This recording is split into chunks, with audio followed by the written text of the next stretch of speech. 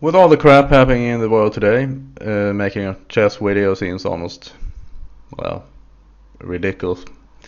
But on the other hand, perhaps it is a good idea to talk about something different than reading and listening to the same boring news every day, because there's hardly ever something positive, especially not on propaganda media, as the mainstream media is. So anyway, my last video was a completely different topic, and so this one will at least be chess, only chess, except for the beginning of my video, of course. But anyway, so let's take a look at this game. I was black, the time control was 2 minutes with 2 seconds on each move. My opponent was just anybody on the internet, I don't know who he was. And it doesn't matter who it is or who you're playing. So okay, let's see, knight f3, just a normal Sicilian. And yeah, I think I mentioned that many times. I started playing knight to c6 instead of a6 because I remember one time long ago I was kind of worrying about, well, what would happen if knight takes c6 and then b takes c6? Doesn't that mess up my pawn structure? And what happens if e5? Well, nothing happens, so knight to c6 is perfectly playable.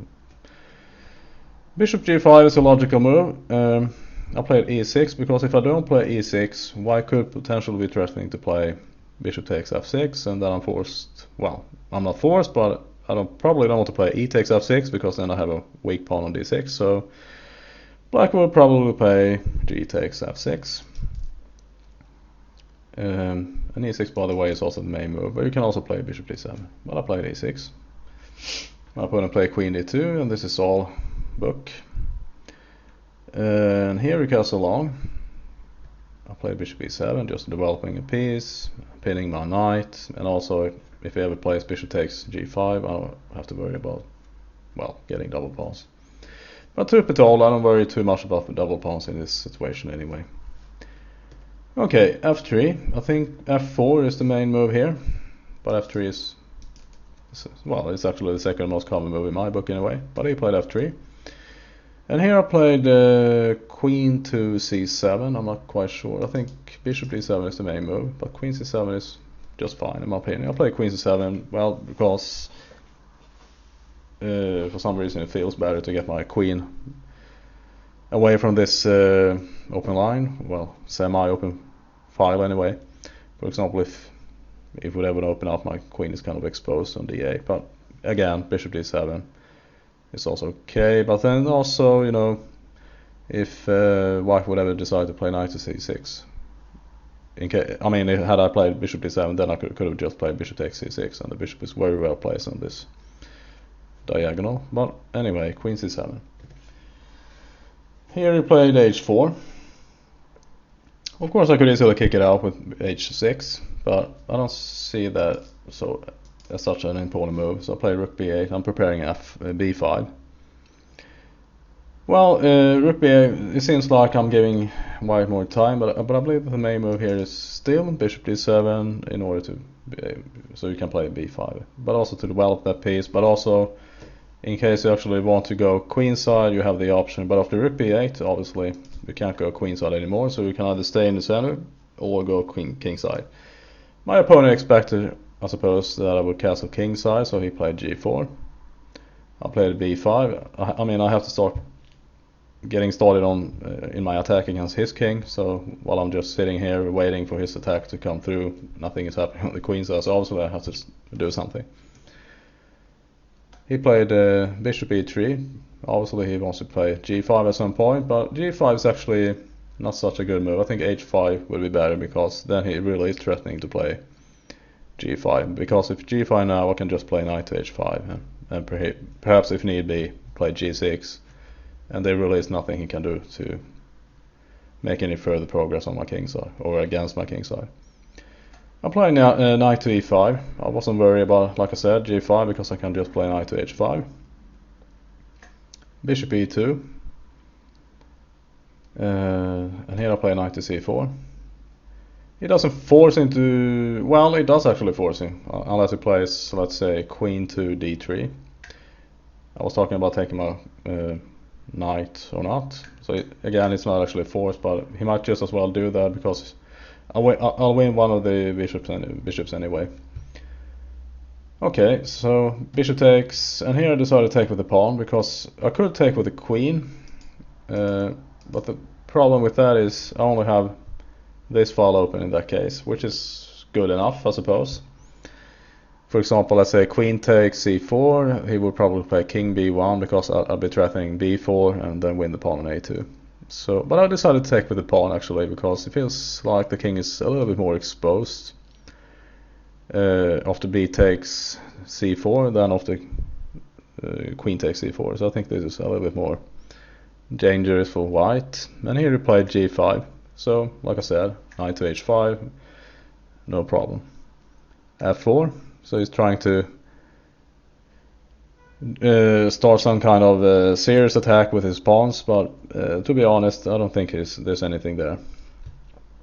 I think it looks more dangerous than it is. And here I play queen a5. Yeah, okay. So my next move will probably be, let's say, queen to b4, and then he's forced to play b3. And here he played f5. I mean, if you push your pawn so far, so if you look at my attack against his king, or let's say my potential attack against his king, and compare that to his attack against mine, it looks like my king is actually more safer, even though he has pawns on h4, g5, f5, e4. He hasn't really accomplished very much. And here I play queen b4, which is a direct attack, I mean, or threat rather, because if he makes any other move, I will just checkmate in one move. Unless, of course, he plays something like knight b3, but then I would just win in peace for nothing. So b3, only move. Bishop d7. So again, I don't worry about this, well, let's say attack or whatever you want to call it. I'm not afraid of these pawns actually. The only thing white could try is to play f6 and give up a pawn or something just to open up, around my king. And here we play king b1. Okay, well, I suppose we could do that. Perhaps he was afraid of something like queen to a3 check or something, but yeah, I don't know. King b1, I think he should have played that a long time ago anyway. And here I played a5, so again we can see that my attack against his king is probably more, let's say, unpleasant than his attack against my king. And here I played f takes e6, so this is actually the first thing that happens so far. So f takes e6, so he's accomplished basically one thing, to open up this f file, and my king is still in the center, and if I ever have to, I can play g6, just to, let's say, solidify this knight on h5, so it can never be threatened or chased away or anything like that. Okay, and here he played e5, which is, obviously it would be a huge mistake to take the pawn, because then this bishop on d7 could potentially come under attack.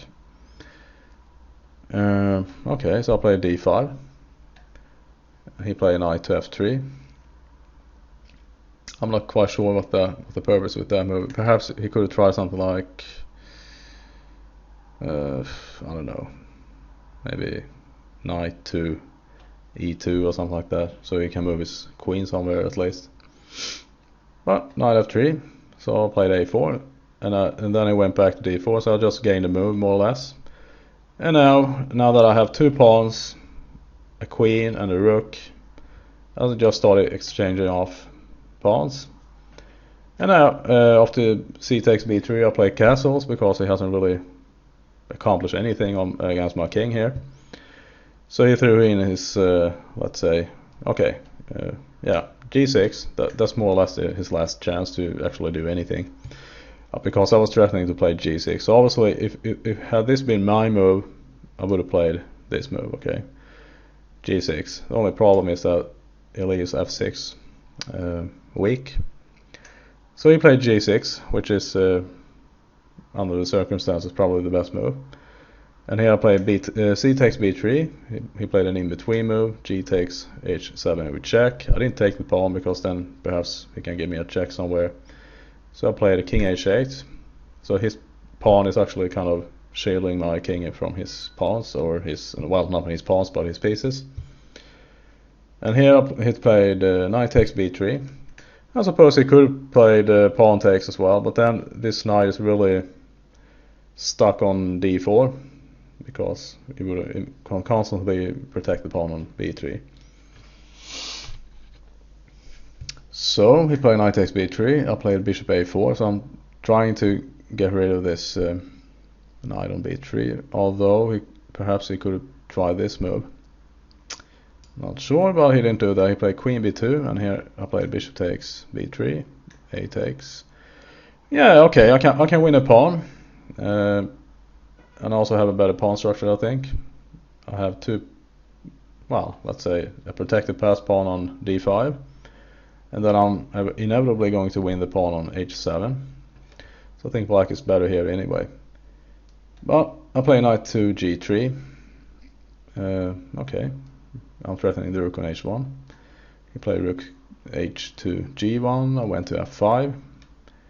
And here I expected something like h5 and, you know, something like that. Bishop d2. Queen takes b3. Obviously he was threatening to play, for example, this move to win a pawn.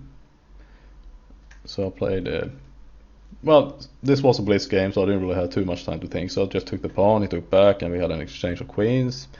And then the rook came off, and then I won the pawn on h4. And like I said, this pawn on h7 is doomed. So he just tried to do something. So I just started pushing my pawns, and then eventually I won the pawn, his last pawn on e5. So I just ran it up against the pawn and just won it. And here he actually resigned. He didn't have too much time anyway, but I think it was a fairly good game to look at and also to play. I mean, it was my game, but I mean, now that I'm analyzing, because I haven't analyzed this game with an engine or even myself after the game, I just felt that it was pretty good, pretty decent to show. So anyway, I hope you enjoy this clip about, well, this chess game, and I'll see you soon.